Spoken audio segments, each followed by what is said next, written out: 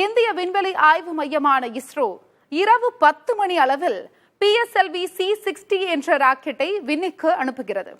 இதற்கான ஆயத்த நிலை குறித்து ஸ்ரீஹரிகோட்டா ஏவுதளத்தில் இருந்து விவரிக்கிறார் செய்தியாளர் பாலவெற்றிவேல். டாக்கிங் எக்ஸ்பெரிமெண்ட் என கூறப்படுகின்ற ஸ்பேடெக்ஸ் ஸ்பேஸ் டாக்கிங் எக்ஸ்பெரிமெண்ட் என கூறுகிறாங்க.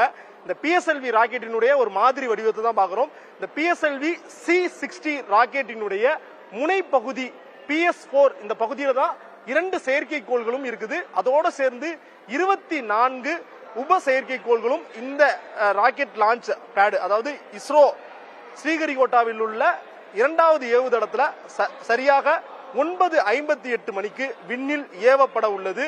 இந்த திட்டத்திற்கான ஆயத்த பணிகள் தான் தற்போது ஸ்ரீஹரிகோட்டாவில் உள்ள அந்த சதீஷ் தவான் ஏவு மையத்தில் நடைபெற்றுக் கொண்டிருக்கிறது. இந்த டாக்கிங் அப்படிங்கிற எக்ஸ்பெரிமெண்ட்டை உங்களுக்கு ஒரு சிறிய முறையில விளக்க போறேன். நம்ம பார்த்துக்கிட்டு இருக்கோம் இந்த 2 செயற்கைக்கோள். இது ஒரு மாதிரி வடிவத்தில் உள்ள 2 வேற செயற்கைக்கோள். இந்த மாதிரி செயற்கைக்கோளை பூமியிலிருந்து 470 கிலோமீட்டர் உயரத்துக்கு அனுப்பி இந்த 2 செயற்கைக்கோள்களையும் ஒன்றோட ஒன்று கைகோர்க்க வைப்பது, அதாவது 2ஐயும் கப்ளிங் செய்ய வைப்பது தான் இந்த முயற்சி. பூமியில புவியீர்ப்பு விசை இருக்கும், காற்றோட்ட வசதி இருக்கும், நமக்கு அதற்கான தொழில்நுட்பம் இருக்கு. ஆனா விண்வெளியில மேற்கொள்றது ரொம்ப கடினமான பணி.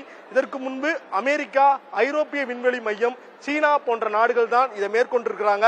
ஒருவேளை இன்னைக்கு இந்த திட்டத்துல வெற்றி பெறும் பட்சத்துல 4வது நாடாக டாக்கிங் எக்ஸ்பெரிமெண்ட் செஞ்ச ஒரு நாடு என்கின்ற பெருமையை இந்தியா பெறும். 2 செயற்கைக்கோள்களும் இணைந்தால் என்ன நடக்கும்னு கேட்கலாம்.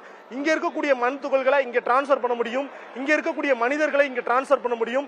2 செயற்கைக்கோள்களும் கப்ளிங் ஆகிற பட்சத்துல இங்க இருக்கக்கூடிய எலக்ட்ரிசிட்டி மற்றும் தொலைத்தொடர்பு போன்றவற்றையும் மேற்கொள்ள முடியும். அப்படிங்கிறதுனால மொத்த இந்திய விண்வெளி ஆய்வுத்துறையுமே இதற்கான தீவிர பணியில ஈடுபட்டு இருக்காங்க.